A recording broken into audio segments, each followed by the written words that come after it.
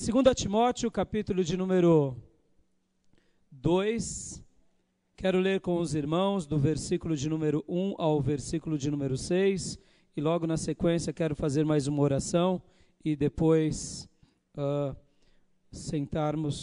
depois da leitura sentaremos. O irmão que eu tinha passado o meu aparelho lá da mesa, eu não sei se ele... beleza, obrigado, irmão. Então, 2 Timóteo, capítulo de número 2, versículo de número 1 ao versículo de número 6. A minha versão é a revista atualizada. Eu notei que a dos irmãos é a revista corrigida. Então, eu estarei lendo na minha versão. 2 Timóteo, capítulo de número 2, versículos de número 1 ao 7. Tu, pois, filho meu, fortifica-te na graça que está em Cristo Jesus. E o que de minha parte ouviste, através de muitas testemunhas, isso mesmo transmite a homens fiéis e também idôneos, para instruir a outros. Participa dos meus sofrimentos como bom soldado de Cristo Jesus. Nenhum soldado em serviço se envolve em negócios desta vida, porque o seu objetivo é satisfazer aquele que o arregimentou. Igualmente, o atleta não é coroado se não lutar segundo as normas. O lavrador que trabalha deve ser o primeiro a participar dos frutos. Pondera o que acabo de dizer, porque o Senhor te dará compreensão em todas as coisas. Amém? É um culto de jovens. Eu noto que a idade média dos irmãos aqui deve ser 25 anos. No máximo, talvez, 28, 30 anos. Uma igreja jovem, um culto jovem. Eu tenho uma palavra a toda a igreja, porque eu quero acreditar que até aqueles que já estão depois dos seus 50, 60 anos, ainda, como dizem os jovens, tem muita lenha para queimar, em nome de Jesus. Não é ou não é? Nosso pai da fé começou com 75 a caminhada dele. Moisés começou o ministério com 80, na flor da idade. E fez tanta coisa para Deus, que Deus nos conserve assim. Amém, jovens? Vamos orar mais uma vez? Pai de amor, nos colocamos na Tua presença nessa noite e me rendo aos Teus serviços, ó Pai, a ministração da Tua palavra, que nessa igreja o Senhor possa falar conosco poderosamente por meio do Teu Espírito. Eu me rendo nas Tuas mãos e me entrego, pedindo, Pai, que o Senhor fale com todos nós, que de mim que fala e o que o Teu povo que ouça possam ser ministrados pelo poder da Tua palavra. Obrigado por esse culto tão maravilhoso, pelos hinos que cantamos, pela adoração que damos a Ti, e estamos dando e continuaremos dando. Que o Teu nome seja glorificado, exaltado sobre todos nós, em nome de Jesus Cristo. Amém. Pode se assentar, queridos. Tenho algo a falar ao coração dos irmãos, e o tema da mensagem que Deus pôs no meu coração nessa noite é esse: que Deus quer levantar uma geração especial para dias difíceis, dias caóticos. Temos vivido esses dias? Como tem sido difícil viver nesses dias? Tem sido maravilhoso, porque vivemos num mundo sem fronteiras. A tecnologia, podemos estar aqui e falando com um parente lá da Ásia, do outro lugar, que você nem imagina como está o clima lá, você está falando em tempo real. É um mundo sem fronteiras. Hoje, a gente pode ser abençoado por muitos homens de Deus dos lugares mais diversos. Podemos aprender, interagir, mas ao mesmo tempo, no meio dessa bênção, dessa graça, a gente tem sofrido ataques e mais ataques de todas as maneiras. E hoje eu quero falar com os irmãos sobre isso. Quero dar aqui alguma descrição, porque o apóstolo Paulo, ele também estava falando a um jovem. a um jovem, a um garoto, que se converteu em uma de suas viagens missionárias, e de repente aquele garoto não se tornou um garoto qualquer, mas se tornou o auxiliar do grande apóstolo. E o principal daquele que um dia iria substituí-lo. Que honra! Que honra! E aqui ele escreve 2 livros para esse jovem, esse garoto. E viu nesse garoto que ele não era um garoto comum. Era um garoto diferente na sua postura. A sua mãe era judia, o seu pai era grego, mas ele era um garoto piedoso. Um garoto que amava a Deus, que se converteu. Um garoto que vivia na igreja, que vivia nas escrituras. O que o apóstolo dizia, ele cumpria. E em pouco tempo ele se destacou. Em pouco tempo ele criou notoriedade entre os seus, e de repente começou então a se tornar um pastor, um jovem pastor. Mas você deve imaginar como é difícil estar à sombra de um grande homem. Paulo foi possivelmente a maior biografia de todo o cristianismo, até hoje. Durante esses 2000 anos de história da igreja, o apóstolo Paulo foi a maior biografia. Pensa nisso. Vamos melhorar. Foi o maior intérprete do Novo Testamento. Quase metade dos livros do Novo Testamento foram escritos por esse homem. Tudo que nós aprendemos sobre dons espirituais, sobre ceia, sobre ordenação de obreiros, igreja, missões, foi com Paulo. Foi um homem extraordinário. E o que é estar ao lado de um homem extraordinário? É muito grande, porque não sobra espaço para você. Parece que ele é uma árvore gigante, e você ali um pezinho de sei lá o quê. Não dá. O homem é um eucaliptal, e você é um pezinho de limão, e eu... Está vendo aquele pé de limão? Qual? Um galho do eucalipto cai no pé de limão, some o pé de limão, que é tão grande. Mas Deus então levanta esse homem, que é Timóteo, e faz dele um discípulo fiel, amado. E graças a Deus por esse homem, porque por ele a gente pode ser enriquecido na arte do pastorear, na arte de conduzir a igreja. E talvez você diga assim, mas pastor, eu sou um jovem. Sim, mas essa instrução é para você e para mim, porque toda a instrução de Deus são para todos nós. Começa no pastorado, vai na sua família e depois vai para os obreiros, e assim vai para as mais tenras ovelhas. Amém? Eu tenho essa reflexão e gostaria de compartilhar com vocês 4 pontos nessa noite tão importantes sobre uma jornada, porque Deus quer levantar entre nós uma geração especial para dias caóticos. É um privilégio muito grande poder estar pregando nessa igreja, a Assembleia de Deus. Uma igreja que Deus levantou na nossa nação. Deus levantou, ponto. Eu fico admirado. Aonde tem correio, tem uma Assembleia de Deus. Onde chegou a Coca-Cola, chegou a Assembleia de Deus. É ou não é? Chegou a Coca-Cola, a Assembleia de Deus está na cola. Se não chegar antes a Assembleia de Deus do que a Coca-Cola. Irmãos, começa uma comunidade e já pinta um barracão de azul lá, ponto de pregação. O mais bonito é a Assembleia de Deus, não é? Irmão, onde a gente vai? Glória a Deus. Pode dar um glória a Deus? Olha, isso é maravilhoso, gente. É maravilhoso isso. Mas essa obra começou há 100 e poucos anos atrás, não foi? E uma nova geração tem se levantado, tem ou não tem? E vai se levantando. E cada geração que Deus vai levantando precisa de novos soldados, e você e eu somos esse soldado do Senhor.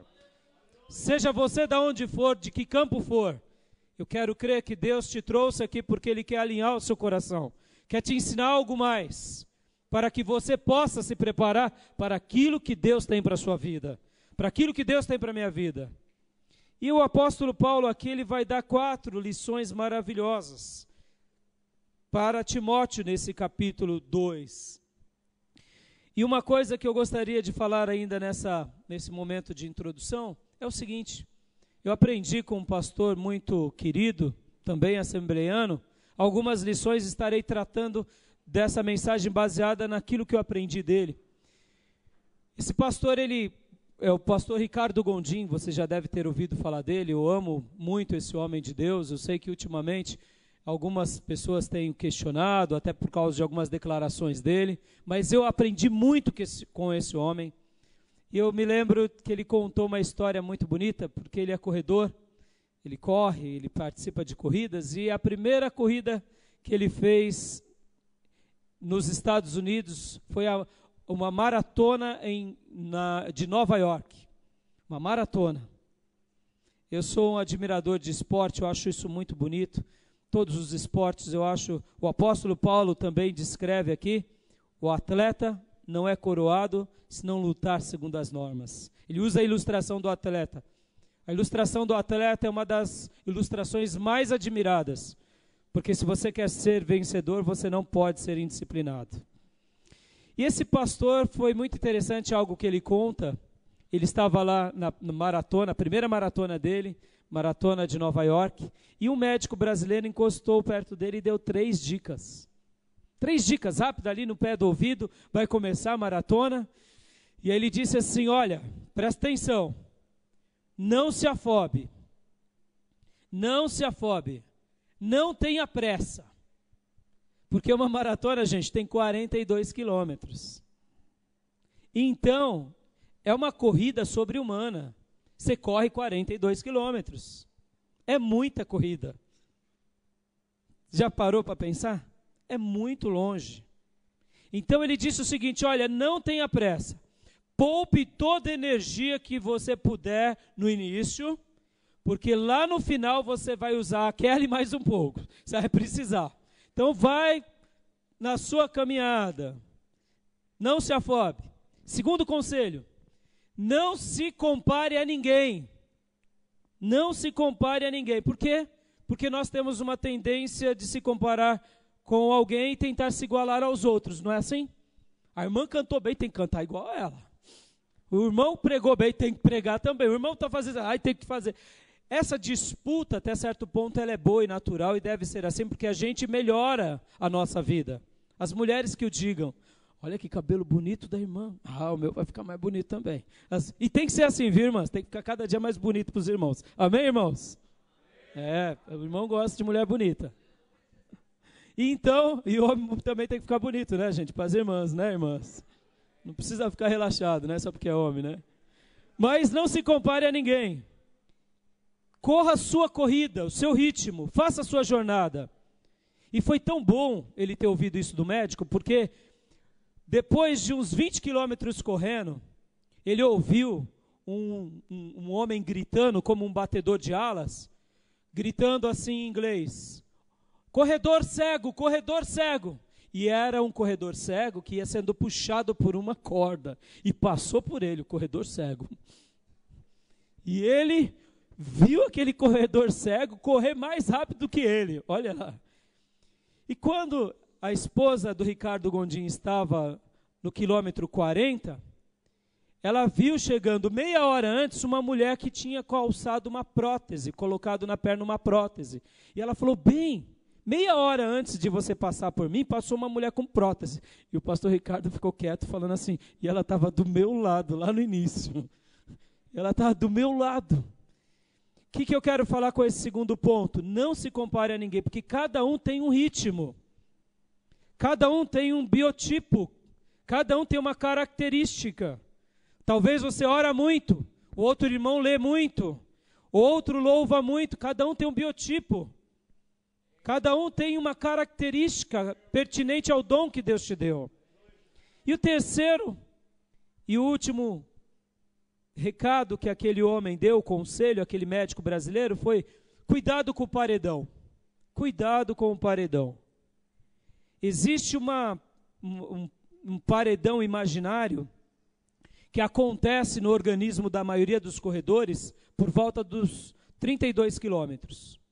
É quando as energias de carboidrato já foram queimadas, e aí começa a queimar o glicogênio no corpo humano. E o corpo começa a dizer, para de correr, para porque você não vai mais. Para, porque você não vai conseguir mais. E aí é por isso que o doutor tinha dito, guarde as suas energias. Não dê ouvidos à sua mente, a esses sinais do seu cérebro, porque é o corpo sinalizando, você não vai aguentar mais. Mas na realidade, aguenta mais. Só para os irmãos terem uma ideia, eu conheci há um mês atrás um senhor de 71 anos de idade, que ele estava se preparando, eu vi um diálogo entre dois corredores, um senhor de 50 e um de 70. O senhor vai participar da meia maratona de São Paulo? Ele disse, não, eu não participo de meia maratona, respondeu de 71 anos. Não faço meia maratona, é porque eu só faço maratona. E eu faço 3 maratonas por ano. O senhor de 71 disse para o de 50. E o de 50, então, caiu o queixo, e eu lá caí o queixo mais ainda, ouvindo um senhor de 71 anos, que faz 3 maratonas. Ele, com toda a humildade, disse assim, a mais difícil é de Foz do Iguaçu, porque é só subida. Mas quando chega perto das cataratas, aquela brisa suave das águas vem sobre você, aí refresca e melhora um pouquinho. 42 quilômetros só subindo. Não parece a nossa caminhada cristã? Que a gente só sobe para chegar em Canaã Celestial? Não é assim, amados? É assim, é uma caminhada. E aí o que acontece? Temos um paredão. E detalhe, esse senhor de 71, com toda humildade, ele não estava arrogante. Eu vi o diálogo, eu participei ali com o queixo caído, ouvindo isso. E aí ele disse, não, agora o meu sonho, ele disse, é me preparar para a ultramaratona, que é correr a noite toda. Senhor de 71 anos de idade. Aí eu falei, dá licença, eu saí dali, porque eu falei, meu Deus, a gente acha que tem coisas que nós não podemos fazer, sejamos honestos, é ou não é? Tem coisas que a gente não vai conseguir. Ganhar aquele vizinho que é macumbeiro. Não, aquilo é muito capeta para mim. Aquele outro lá, o pingaiada lá, o drogado da Cracolândia. É muito, não, já tentei aqui o meu vizinho que só fumava maconha, já não consigo mais não. Mas eu quero te dizer, meu irmão, não pare por causa do paredão. É algo imaginário na sua mente. Deus pode fazer muito mais comigo e com você em nome de Jesus. Por que eu falei sobre essa ilustração viva do Ricardo? E eu quero falar um pouco com vocês jovens nesses meus 4 pontos. Porque a nossa vida ela não é uma corrida de 100 metros. Uma corrida rápida. Que nós largamos aqui e chegamos ali. A nossa vida não é assim. Ela é? Talvez você que está com 15 anos está se apercebendo para isso. Obrigado. Talvez você tenha notado isso. A sua vida não é uma corrida de 100 metros. Você tem que se preparar para uma maratona chamada vida. Na igreja, quantos são aqueles que vêm achando que vai vir e tá bom, e de repente do mesmo jeito que veio foi embora e a vida está tudo bagunçada? Por quê? Porque eles não entenderam a proposta do Evangelho. Nossa vida não é uma brincadeirinha, ela é uma maratona de longo percurso, de uma grande caminhada, e você e eu, em nome de Jesus, temos que nos preparar, nos prepararmos para isso. E o apóstolo Paulo aqui em 2 Timóteo 2 vai dar 4 coisas necessárias, ou 4 conselhos necessários para essa maratona da vida, para essa jornada da vida. Você quer esses conselhos do apóstolo Paulo? Então vamos meditar nessa noite. Do versículo 1 ao 7 que acabamos de ler, o apóstolo Paulo convoca Timóteo em primeiro lugar. Se você quer ser bem-sucedido na sua caminhada de vida, se você quer chegar lá na frente, lá longe, e ser bem-sucedido, você tem que solidificar a sua ideologia de vida, a sua maneira de viver, a sua maneira de pensar. Não mais segundo o seu padrão, o padrão do mundo, mas segundo os padrões de Deus. Foi o que o apóstolo Paulo disse aqui. Meu filho, meu discípulo, meu aluno, fortifica-te na graça que está em Cristo Jesus. Meu menino, olhe, mude cada dia mais o seu conceito. Se fortaleça nessa sua ideologia de vida, ou, se você preferir, na sua filosofia de vida. Por que eu estou falando isso, amados? Até hoje o formato da igreja mudou. Como que ele mudou? Ele mudou porque hoje muitas igrejas mudaram seus valores. Quantas vezes você já não se deparou aí com pessoas que deixaram Deus porque perderam o emprego? Porque a empresa faliu? Hoje o grande negócio é você virar crente para ser próspero. Irmãos, há um poste ídolo no meio do povo de Deus. Há um bezerro de ouro chamado prosperidade. E Deus irá, em nome de Jesus, destruir esse bezerro. Amados, é uma praga no nosso meio. Hoje você vê o irmão, se ele é abençoado, se ele está com carro zero. Eu me lembro de um irmão que foi numa dessas igrejas que só pede dinheiro. E aí ele viu um testemunho que foi o seguinte. O rapaz chegou, pastor, posso dar um testemunho? Porque testemunho, né, eles deixam todo mundo dar. E aí, conforme é o testemunho, eles vão dosando o testemunho, né? E se o irmão fala meio besteira, já tira o microfone, porque esse daqui não. E depois pregação da palavra, 10 minutos, porque não tem tempo para a palavra, tem tempo para as bênçãos, mas para a palavra não tem. E aí, o irmão todo feliz chegou e disse assim, eu quero dar um testemunho, igreja. Eu ganhei um Fusca 69, abençoado. O pastor foi lá e tomou o microfone, não foi Deus que te deu não, foi o capeta. Porque se fosse Deus, você ganhava um carro zero. Você acredita nisso, irmãos? Você acredita? É de rir, não é? É de rir, coitado do irmão. Irmãos, mais pode te levar um Fusca 69 para todo lugar do que um Honda Civic e para lugar nenhum. Mais pode levar sua bicicleta em nome de Jesus. Irmão, eu não sou contra não, eu tenho um carro bom. Deus me deu um carro zero. Não sou contra a prosperidade não, sou contra o ídolo da prosperidade. Se nós não entendermos, se não buscarmos o puro evangelho, a gente vai estar mudando os nossos conceitos de Deus. Amados, as mãos de Deus nos abençoam. E Deus nos dá presentes. Mas nós devemos não amar os presentes de Deus, mas ao Deus que nos dá presente. A face de Deus é tudo para nós. E Ele vai cuidar da nossa vida. E se Ele te dá um Fusca 69, vai ser o Fusca da sua vida. E se depois Ele te der um Honda Civic, glória a Deus, um Toyota, uma Tucson, chama o pastor Rai para dirigir a sua Tucson, que eu quero conhecer depois. Mas, irmãos, eu não sou contra, mas vocês têm notado isso, eu não preciso gastar tempo sobre isso. Não é verdade? Tanta gente se perdendo por esses valores. Nós não podemos nos comparar a isso. Segundo conselho que ele dá para Timóteo, porque você tem que se preparar para essa realidade, filho. Você tem que se preparar. Você está no começo da sua vida. No começo, talvez, da sua carreira profissional. Deixa eu contar um testemunho aqui. Um testemunho, porque isso não é um testemunho, é um testemunho. Houve um advogado que, querendo fazer o bonito para o seu patrão, depois chegou no gabinete pastoral chorando e contando essa história. Um advogado, início de carreira, mas um crente piedoso, chegou lá no gabinete pastoral e falou, ai pastor, ora por mim, pastor, ora por mim. Aí falou, mas por que, filho? Não, eu fiz uma besteira no meu emprego, o senhor não tem noção. Mas diga, qual foi a besteira? Teve um diretor da empresa que foi mandado embora e ele entrou com uma ação contra a empresa. Era uma multinacional.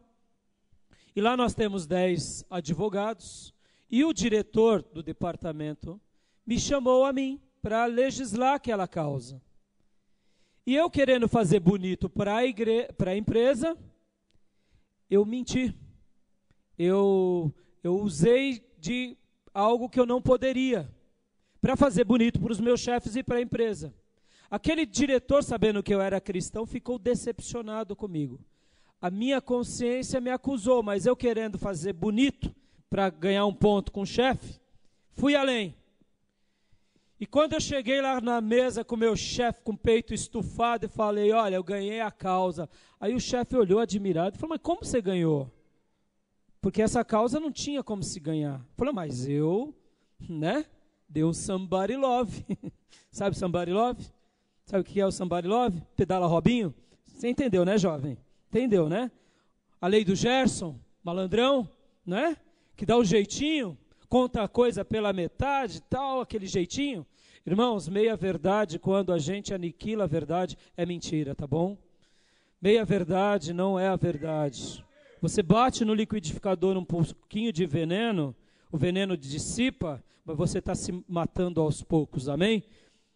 A gente pode praticar certas ocasiões, omissões, quando as pessoas querem nos prejudicar. Você não precisa falar dos seus pecados para ninguém. Não sei onde você trabalha, onde você estuda. Deus sabe dos seus pecados. A pessoa muitas vezes te pergunta querendo descobrir os seus pontos fracos para te expor. Então, isso Deus quer te preservar. Agora, quando você pode fazer o bem e não faz e usa de meia-verdade, você está fazendo o jogo do diabo. Lembre-se, filhos, que Deus teve um filho chamado Jesus e ele é a verdade. E o diabo tem uma filha chamada mentira. Guarda isso no teu coração em nome de Jesus. E aí esse advogado então chegou com o peito estufado falando, ganhei a causa, chefe. E aí o chefe olhou para ele e falou assim, você não notou o porquê eu te pus nessa causa? Ele falou, não. Quantos crentes temos no departamento? Ele falou, só eu. Eu falei, pois é, eu te dei essa causa para você ser honesto e não para você ser desleal. Você prejudicou um pai de família pelo qual a empresa estava prejudicando. Foi chorar no gabinete pastoral. Queridos, se nós não tivermos uma ideologia de fé calcada nas escrituras sagradas, a gente vai se corromper porque o mundo nos seduz. Jovem, se você quer realmente estar preparado para a jornada da maratona da tua vida, lembra disso. Deixa com que as ideologias de Deus, os pensamentos de Deus, conduzam a tua vida e a minha vida em nome de Jesus. Em segundo lugar, o que o apóstolo Paulo estava falando para Timóteo do versículo 8 ao versículo 13. Lembra-te de Jesus Cristo ressuscitado dentre os mortos, descendente de Davi segundo o meu evangelho, pelo qual estou sofrendo até algemas, como malfeitor. Contudo, a palavra de Deus não está algemada. Por esta razão, tudo suporto, por causa dos eleitos, para que também eles obtenham a salvação que está em Cristo Jesus, com glória eterna. Fiel é esta palavra. Se já morrermos com Ele, também viveremos com Ele. Se perseverarmos, também com Ele reinaremos. Se o negarmos, Ele por sua vez nos negará. Se somos infiéis, Ele permanece fiel, pois de maneira nenhuma pode negar-se a si mesmo. Aleluia. Em segundo lugar, o que o apóstolo Paulo estava dizendo agora aqui para Timóteo. Timóteo, lembra de Jesus Cristo. Lembra do que Ele fez por nós. Timóteo, olha para cima, Timóteo. Porque eu estou aqui preso em cadeias. Só te dando um pano de fundo histórico. O apóstolo Paulo, escrevendo essa carta possivelmente era o canto de cisne de Paulo. Dizem que quando o cisne vai morrer, ele canta. Ele nunca canta. Mas se você um dia tiver o privilégio de ver um cisne cantar, é porque ele vai morrer logo em seguida. E esse livro de 2 Timóteo é o canto de cisne do apóstolo Paulo. Ele está fazendo a sua última declaração. Ele está prestes a ser julgado, prestes a ser decapitado, prestes a morrer. E como ele estava? Ele estava feliz. Ele estava contente. Agora pare e pense comigo, irmãos. Ele está preso porque ele é pregador do Evangelho. Ele está sendo humilhado como um traidor da sua nação. E ele está feliz. Sabe por que ele está feliz? Porque ele está olhando para o céu. Ele está olhando para cima. E quando ele olha para a terra, ele está vendo o Evangelho crescer. Ele está vendo vidas se converterem, vidas serem salvas. Em outras palavras, filho, se você quer chegar lá na frente na maratona da sua vida, olhe para cima. Não deixe com que as circunstâncias ao seu redor deem o tom da sua existência. Esse momento vai passar na sua vida. Olhe para cima, porque Deus vai te levar a mares mais profundos, a experiências mais maravilhosas. Lembra do paredão? Lembra lá do paredão que no quilômetro 32 o corpo começa a falar não dá mais? E aí outros chegam no 42 quilômetros, outros fazem ultramaratona de 60, 80 quilômetros. Por quê? Porque eles têm um alvo, eles têm um objetivo, eles se preparam mentalmente com o coração. Você e eu temos o Espírito Santo de Deus em nós. Nós podemos ir mais além. Conta uma história muito interessante. Quando Martin Luther King lutava pelos direitos civis nos Estados Unidos, algo aconteceu muito interessante, porque ele estava abatido, porque tinham soltado uma bomba numa casa de um amigo e uma criança tinha morrido. E ele estava muito triste, muito abatido, e ele chegou em casa abatido e triste. Contam essa história, eu não sei se é verdade. A esposa dele, ao vê-lo, falou: filho, o que foi? Ele disse: estou destruído porque não tem jeito. Mataram o filho do meu irmão, a luta está muito difícil, nós negros somos humilhados, não vai chegar a lugar nenhum. De repente ela se retirou, a esposa dele. E aí ela voltou, vestiu-se de preto, pôs um véu preto, um chapéu preto e uma Bíblia preta no peito. E chegou perto dele. E ele disse: o que foi, amor? O que aconteceu? E aí ela disse assim: Deus morreu. Imagina essa cena, você já está triste. Chega a patroa de preto, toda preta, véu preto, chapéu preto, Bíblia preta no peito. E ainda diz: Deus morreu. E o homem abatido. Aí o que ele respondeu? Deixa de ser boba, mulher. Deus vive. Deus não morreu, Deus não pode morrer. E aí ela apontou o dedo no nariz dele e disse assim: então, haja como tal. Haja como Deus vive. Olhe para cima. Olhe para cima. E lute a luta que Deus te deu para você lutar. Hoje nos Estados Unidos tem um feriado nacional que é admirado por todos nós. O dia de Martin Luther King, um pastor que marcou a história porque ele olhou para cima. Jovem, olha para cima. Olha para cima. Lembre que o teu Deus mora em cima. Eu sei que as lutas vêm, mas é nessa hora que a gente se prostra de joelho, chora e fala: Deus, muda esse quadro da minha vida. E Deus vai mudar em nome de Jesus. Uma outra história recente que eu li na internet, nessas e-mails que recebemos, nesses WhatsApps que recebemos, Facebook, etc. e tal. Alguém me mandou, publicou algo assim, que a Michelle Obama e o Obama estavam saindo de um restaurante bem chique, e de repente, eu não sei se vocês viram, a Michelle encontrou com um cozinheiro que foi namorado dela. Olha só. E aí, o Obama, tirando uma casquinha, com todo respeito à expressão, falou: olá, amor, seu ex-namorado, né? Você ia ser cozinheira. Aí ela olhou para ele e falou: você que pensa, ele que iria ser presidente dos Estados Unidos. Ou seja, uma mulher que olhava para cima, você que deu sorte, meu chapa, ter casado comigo. Foi por isso que você chegou onde chegou. E dizem que essa mulher faz a história desse homem mesmo.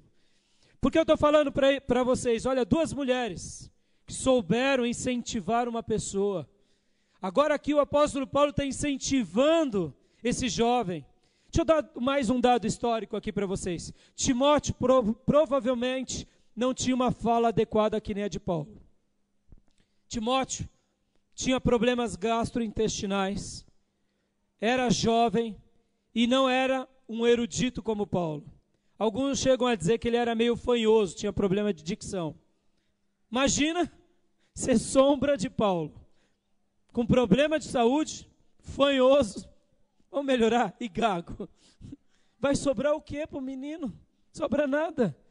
Mas Paulo está dizendo para ele: menino, meu filho, meu pastor querido eleito, olha para cima, lembra de Jesus Cristo, e quando se servir de alguma coisa, olhe para mim, estou aqui preso e estou feliz.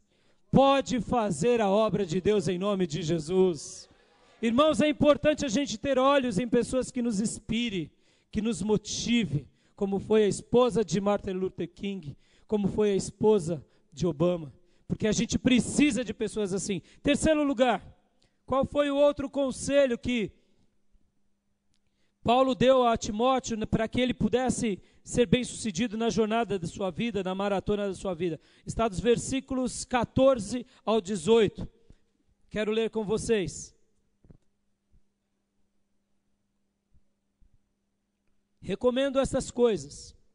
Dá testemunho solene a todos perante Deus, para que evitem contendas de palavras que para nada aproveitam, exceto para a subversão dos ouvintes. Procura apresentar-te a Deus aprovado, como obreiro que não tem que se envergonhar e que maneja bem a palavra da verdade. Evita igualmente os falatórios inúteis e profanos, pois os que deles usam passarão a impiedade ainda maior. Além disso, a linguagem deles corrói, como câncer, entre os quais se inclui Himeneu e Fileto. Eles se desviaram da verdade, asseverando que a ressurreição já se realizou, e estão pervertendo a fé a alguns. Até aí. O que Paulo estava querendo dizer aqui, em terceiro lugar, como um conselho para a caminhada, para a maratona daquele jovem?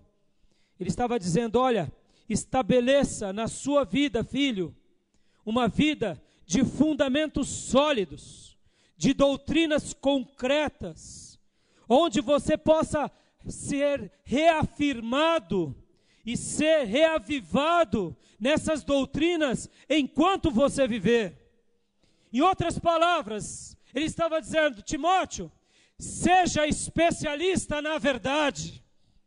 Irmão, você segura na sua mão o livro da verdade absoluta de Deus. Você segura na sua mão a palavra do Deus vivo. Deus quer que você e eu sejamos especialistas na verdade, nessa verdade. Queridos, eu sei que muitos de nós brasileiros, admiramos igrejas que num culto caem 10 endemoniados, 20 são curados. Muito bem. Outros tantos falam, tem pessoas que muitas vezes nessa euforia toda, bate aquele papo com o diabo: e você, capeta, de onde você veio, que não sei o quê. Irmãos, cada um faz o que bem entende, né? Mas assim, deixa eu dizer uma coisa. Muitas vezes as pessoas chegam para nós, pastores, dizendo: pastor, por que você não faz isso também? Esse festival de expulsação de demônio? É porque, irmãos, nós, pregadores do Evangelho, temos um compromisso com a palavra de Deus em primeiro lugar. Expulsamos sim demônios em nome de Jesus. Nós somos especialistas na verdade. Esses irmãos são especialistas no exorcismo, e que muitos deles a gente se questiona se de fato são de fato reais. Eu recebi há algum tempo atrás uma moça dessas igrejas, que ela vivia caindo endemoniada. Queridos irmãos, eu vou dizer com muita reverência isso daqui, com muita reverência. Muitos endemoniados são pessoas fracas mentalmente e são matéria-primas grátis para essas igrejas. Esses pastores não têm sequer o respeito com a dignidade humana, porque ao invés de gastar 6 meses, 1 ano, discipulando essas pessoas, fazem dela um espetáculo gratuito. Estão entendendo? Fazem dessa pessoa um espetáculo gratuito. E lá na eternidade, vocês vão ver Deus fazendo justiça a isso. Porque, irmãos, eu acredito sim que uma pessoa possa ser expulsa uma vez, o demônio, 2, 3, mas uma hora tem que acabar. E uma hora tem que acabar, porque a Bíblia diz: conhecereis a verdade e ela vos libertará. E se o Filho vos libertar, verdadeiramente sereis livres. Mas muitas vezes essas pessoas usam essas pessoas fracas. Essas pessoas que são, eu diria, pessoas emocionalmente aflitas, de uma criação muitas vezes com uma baixa autoestima, porque no dia que essa pessoa se apropriar da verdade do Evangelho, a vida dela é transformada, porque a semente divina começa a habitar dentro dela e ela vai frutificar segundo a verdade para o resto da sua vida. Essa moça foi liberta e nunca mais caiu endemoniado em nome de Jesus. Mas eu posso te dizer o quanto nós a discipulamos, porque dá trabalho.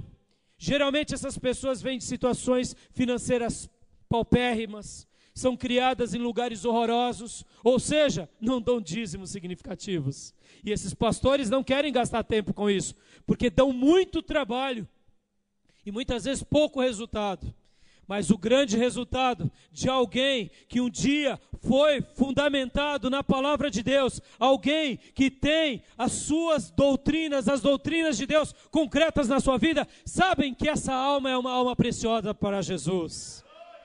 Então nós precisamos, amados, sermos especialistas na verdade, sermos proclamadores da verdade. Eu amo a vida de João Batista, aquele pela qual a Bíblia fala que dos nascidos de mulher, está lá um texto, possa fazer a sua exegese, a sua hermenêutica, como você quiser. Dos nascidos de mulher, nenhum foi comparado a ele. Passou dos apóstolos, passou do apóstolo Paulo, passou de Maria, de José, está lá. Primeiro da lista dos nascidos de ventre de mulher, João Batista, está escrito, Jesus disse isso. Ele não fez uma cura sequer. Ele não expulsou um demônio, mas ganhou todo um povo para Deus em nome de Jesus. Preparou os caminhos para o mestre, morreu uma morte como de um bandido, mas a vida dele foi uma vida de alguém que realmente era fundamentado como um proclamador da verdade. Queridos irmãos, é isso que nós precisamos. Hoje a gente vê muita gente fazendo muita coisa, glória a Deus, o Evangelho está sendo pregado, mas o que nós precisamos é restaurar em nome de Jesus as nossas igrejas como igrejas que proclamam a verdade de Deus e ponto final. Ela nos basta, ela nos ensina, ela nos nutre, a Bíblia nos basta. Paulo estava falando ainda aqui nesse terceiro ponto para Timóteo, estabeleça fundamentos sólidos, Timóteo, doutrinas concretas, porque a falta de conteúdo não apenas gera heresia, mas gera impiedade. Presta atenção, quando falta conteúdo bíblico, quando falta ensino de Deus, não só estamos abrindo a porta para a heresia, estamos abrindo a porta para a impiedade. Esses dias atrás eu ouvia uma declaração de irmãos que estão envolvidos na política. E eu fiquei muito admirado com essa declaração. Porque ele dizia assim que lá no Senado tem tido um acréscimo de políticos evangélicos. Vocês sabem disso. Deputados e senadores evangélicos. Mas a maldade continua crescendo. E aí ele fazia a seguinte indagação, e eu quero te fazer refletir. Eu não quero olhar para a Câmara dos Deputados, eu quero olhar para a gente aqui, para a nossa casa, para a nossa vida, para o lugar que a gente trabalha. Porque o número, estatisticamente, de evangélico cresce no Brasil. Mas a luz está diminuindo. Tem alguma coisa errada. Concorda comigo ou não? Porque se somos a luz do mundo, é uma luzinha aqui, com outra luzinha ali, com outra luz ali, quando vai ver tem um clarão em nome de Jesus. A Bíblia fala o quê? Que nós somos o quê? Sal da terra e luz do mundo. Se eu sou um grão de sal unido com um grão de sal, a gente tem uma porção de sal que vai salgar esse mundo, que vai preservar. Então, amado, faça essa lição de casa de todo o coração. Quando falta conteúdo, não abrimos a porta apenas para a heresia, mas aumenta a impiedade, porque falta valores de Deus entre nós. E o quarto e último ponto que o apóstolo Paulo dá para Timóteo. Timóteo, se você quer realmente ter uma vida onde a sua jornada seja uma jornada significativa, como a minha. A sua jornada seja a jornada como de um profeta. A sua corrida não seja uma corrida de 100 metros, mas seja uma maratona.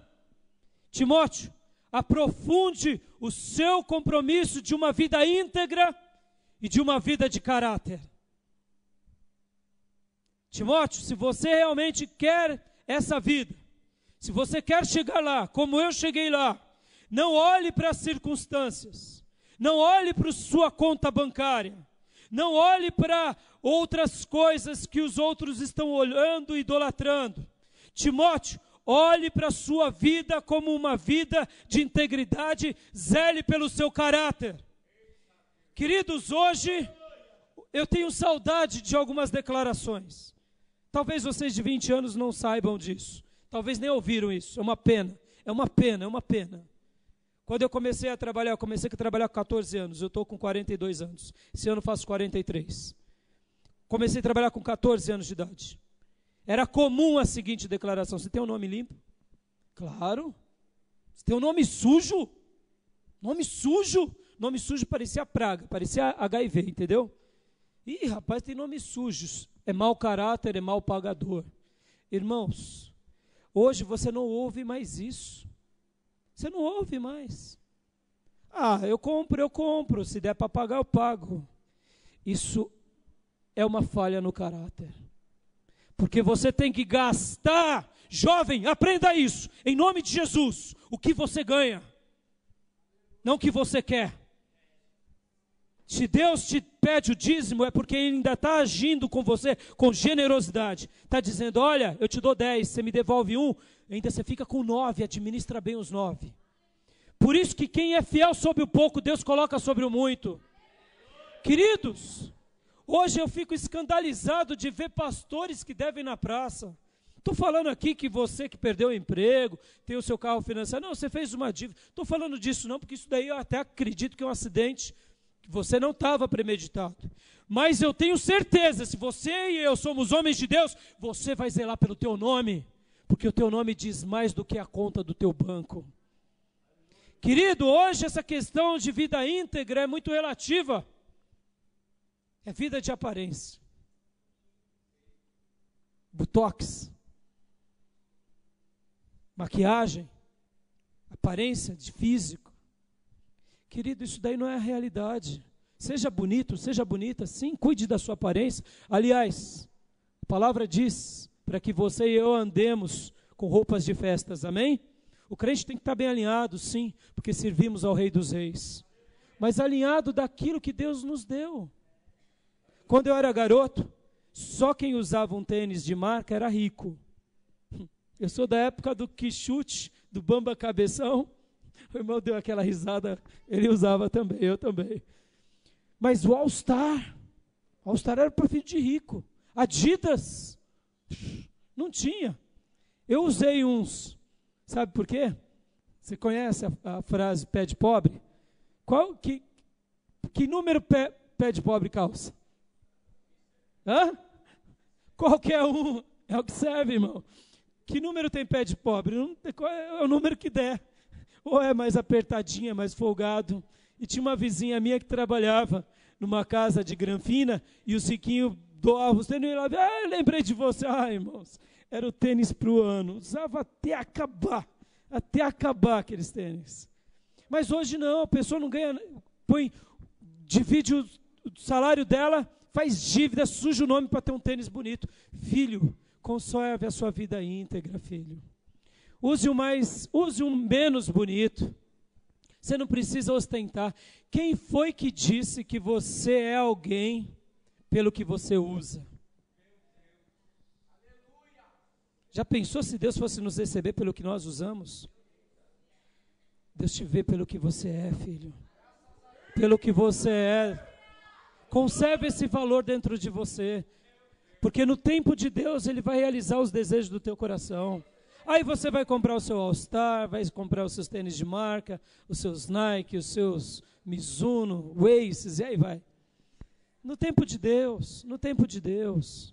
Não se preocupe com isso, Paulo está dizendo para Timóteo, Timóteo, olha aqui, Timóteo, muitos se corromperam lá no templo, Timóteo, porque eram fariseus e ganhavam muito dinheiro, Timóteo. O Messias passou por eles, eles crucificaram, Timóteo. Timóteo, eu poderia estar com eles, eu deixei tudo, Timóteo, mas eu fiquei aqui, pregando só o Evangelho. Estou preso, Timóteo, com correntes, Timóteo, mas eu sei daquilo que eu estou fazendo para o meu Deus. Você é fruto disso, Timóteo. As igrejas são fruto disso. E vale a pena a gente zelar por isso. As horas se avançam, eu quero simplesmente falar algumas coisas sobre caráter rapidinho com vocês. O que é o caráter? Presta atenção nessa definição. O caráter é a moldura da nossa vida, pela qual pintamos o quadro que somos. Guarda essa expressão. Caráter é a moldura pela qual você e eu colocamos a pintura que somos. Se essa moldura for frouxa, for requenguela, for michuruca, a pintura vai ser corrompida. Por quê? Porque qualquer coisa vai quebrá-la, estragá-la. Mas se essa moldura for de carvalho, e de carvalho de justiça, você e eu vamos chegar lá na frente. Irmãos, eu não estou falando aqui de perfeição, porque até uma pessoa, seja ela quem for, ela erra. Mas sabe como a gente avalia um caráter? Como ele resolve os problemas dele. Eu tive um aconselhamento muito difícil com um discípulo meu, um amado irmão que eu discipulei lá no pregão.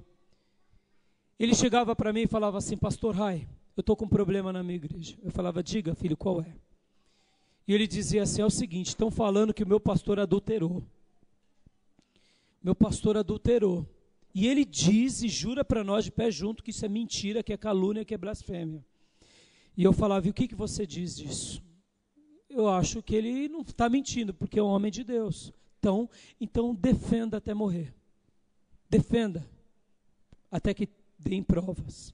Até que um dia veio a prova. Veio a primeira prova. Veio a segunda prova. Veio a terceira prova. Aí a casa caiu. E aí, uma reunião de portas fechadas, ele foi e começou a falar de um pecado. Aí as outras pessoas já começaram a falar de 2, de 3. E aí ele chegou arrasado. E falando assim, pastor Rai, tudo aquilo que ele fez era mentira. O que eu faço? Eu falei, agora você bota o dedo na cara dele e fala que ele foi um hipócrita. Um sem vergonha, que não merece mais o teu respeito. E se ele se arrepender desse pecado, o perdoe. Porque ele é um ser humano e a Bíblia fala que o cair é do homem e o levantar é de Deus. Se ele se arrepender, passado uma semana ele voltou e falei, pastor, se arrependeu nada. Está tentando dourar a pílula. Está tentando desmentir, está tentando manipular tudo. Eu falei, filho, ora a Deus e que Deus vai te dar uma direção. Ele orou a Deus, Deus deu uma direção. Filhos, eu não estou aqui querendo dar uma de puritano. Está diante de vocês alguém que erra. Está aqui o meu filho, está aqui minhas ovelhas, que vivem na minha casa, que conhecem a mim mais do que todos vocês, muito mais do que o Richard. Uma pessoa de caráter é essa que zela pela moldura e que diz, olha, eu errei e eu quero que Deus me conserte em nome de Jesus. Se nós realmente queremos chegar lá na frente, Paulo está dizendo, olha, zele, aprofunde o seu coração de uma vida de idoneidade, uma vida de caráter. Porque sem essa moldura, você não vai pintar um quadro lindo. E eu quero concluir com essa expressão, você e eu estamos sendo pintados pelas mãos do Altíssimo. Nós estamos sendo pintados, a sua vida e a minha não é um borrão. Deus tem um plano e um projeto. Eu sei que algumas coisas que nos atingem, a gente não entende, a gente chora, e chore mesmo com gosto, mas chore aos pés do Senhor. Guarde em nome de Jesus esses 4 conselhos que Paulo nos deu, essas 4 dicas que ele nos passou, Mude a sua ideologia de vida. Olhe para cima. Estabeleça a sua vida em fundamentos sólidos. Cuide da sua vida interior e do seu caráter. Porque eu tenho certeza que hoje você é jovem, mas você vai chegar lá na frente e você vai falar como Paulo, como ele mesmo disse, como ele mesmo falou: combati o bom combate, completei a carreira, guardei a fé. Já agora a coroa da justiça me está guardada, a qual o Senhor, reto juiz, me dará naquele dia. E não somente a mim, mas também a todos quantos amam sua vinda. Eu quero orar com você nessa noite em nome de Jesus. E quero te dizer, olhe para cima, siga a tua corrida, não se compare a ninguém. Lembre-se que vai ter um paredão, mas não se preocupe, porque se você se ajustar a sua vida de acordo com a palavra de Deus, os seus olhos estiverem firmados em Cristo, se você em nome de Jesus estiver fundamentado e for uma pessoa especialista na verdade do Evangelho, e se você realmente conservar o seu coração, a sua alma e o seu caráter em Deus, você em nome de Jesus será bem-sucedido em tudo que você fizer. Nessa maratona, você vai chegar no final e vai se abraçar com o amado da sua vida e vai receber a coroa da vida eterna em nome de Jesus. Cuide em nome de Jesus da sua vida e saiba que você pode depositar a sua confiança no caráter de Deus, porque Ele nunca falhou, nem nunca vai falhar. E você pode depositar a sua vida também nas Escrituras Sagradas, porque essa é a verdade de Deus que vai nos fazer viver para Deus para sempre, em nome de Jesus. Porque passarão os céus e a terra, mas as palavras do Senhor jamais passará, em nome de Jesus. Eu te convido a orar comigo. Eu não sei como vai a sua vida, jovem. Eu não sei como vai a sua vida, irmão. Mas eu sei que Deus nessa noite falou com você. Eu quero te desafiar a orar comigo. A você que Deus falou ao seu coração. Coloque uma de suas mãos sobre o seu coração. E comece a orar agora, dizendo: Deus, guarda essa palavra no meu coração. Deus, guarda essa palavra na minha vida. Me ajuda nessa caminhada, Senhor. Me ajuda nessas tentações, Senhor. Me ajuda, Senhor, nas lutas que tenho passado. Me ajuda. Comece a orar em nome de Jesus Cristo. Comece a orar em nome de Jesus Cristo. Comece a clamar, comece a clamar. Comece a clamar e falar: Senhor, me perdoa porque talvez eu estava vivendo achando que a minha vida cristã é uma corrida de 100 metros, de 200 metros. E eu quero te dizer, irmãos, uma corrida de 100 metros, de 200 metros é muito pouco. Deus te chamou para uma maratona de glória, para uma maratona especial, onde você e eu seremos a luz desse mundo, o sal dessa terra, marcaremos as gerações para a glória, honra e louvor do nome de Jesus. Comece a orar pela sua vida. Eu quero orar por você em nome de Jesus. Pai, obrigado por essa noite, Pai. Obrigado porque até aqui o Senhor tem nos ajudado. Obrigado porque o Senhor tem levantado essa igreja. Obrigado porque o Senhor tem levantado jovens ao nosso redor que te amam, que te temem, que te adoram. E em meio a todas as dificuldades e circunstâncias difíceis, estamos aqui para te glorificar e te servir. Ó Deus, levante uma geração especial para ser profetas, para serem sacerdotes, profetisas, sacerdotisas tuas, nessa terra em nome de Jesus, proclamando a tua palavra, vivendo as tuas verdades, e realmente sendo alguém que diga muito mais do que palavras. É no nome de Jesus que eu peço a tua bênção sobre todos esses jovens. Eu me lembro, ó Deus, que aos meus 17 anos me entreguei a ti, e até agora o Senhor tem me ajudado. Continue a sustentar-me pelas tuas mãos, porque contigo faremos proezas. Segura nas mãos desse jovem, dessa moça, que tem sido tentada pelo mundo, que tem sido tentada pelas paixões, tem sido tentado pelo dinheiro, pela fama, tem sido tentado pelas vaidades. Ó Deus, em nome de Jesus, atrai-os à tua palavra, atrai-os ao Senhor, atrai-os à tua presença, encha-os do teu Espírito, porque queremos fazer a tua obra e viver para ti, te glorificando, te exaltando e te bendizendo. Ó Deus, eu te peço, abençoa essa igreja e a cada um desses jovens, em nome de Jesus Cristo, em nome de Jesus Cristo. Nosso querido irmão Lutero disse assim: pregue sempre a palavra de Deus, mas se precisar, use palavras. Pregue sempre o Evangelho, e se precisar, use palavras. O que ele estava querendo dizer? Que você seja um livro de Deus entre os homens, que ao olharem para você, digam: aqui vem um servo de Deus, ali está uma filha de Deus, porque a vida dele diz mais do que qualquer coisa. E esses dias, um amigo meu, pastor Fábio Quirino Homem, citou assim, uma citação do seu avô, que diz: os teus atos falam tão alto, que eu não consigo ouvir o som da tua voz. Que os nossos atos em seguir ao Evangelho de Jesus seja assim. Que as pessoas nem ouçam o nosso som, mas vejam o nosso exemplo. Que Deus abençoe. Obrigado, Richard. Foi um prazer falar a vocês em nome de Jesus.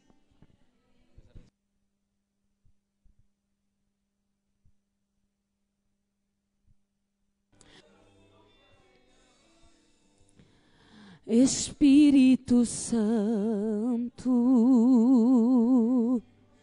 ore por mim.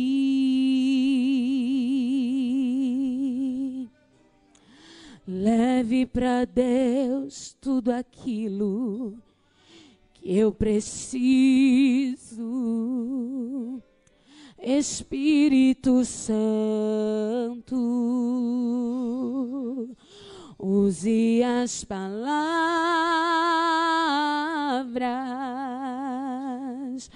que eu necessito usar, mas eu não consigo. Me ajude nas minhas fraquezas, não sei como devo pedir. Espírito Santo, vem interceder por mim. Todas as coisas cooperam para o bem daqueles que amam a ti. Espírito Santo, vem orar por mim.